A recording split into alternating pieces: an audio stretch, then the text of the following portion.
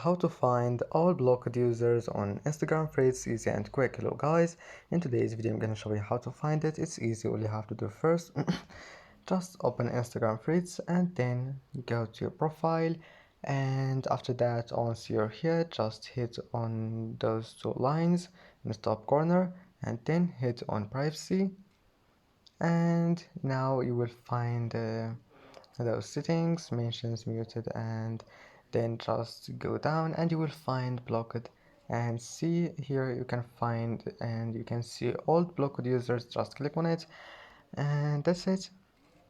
I hope this video is helpful for you, and that's it for this video. Don't forget to like and don't forget to subscribe, and thank you for watching this video until the end, and see you in the next video.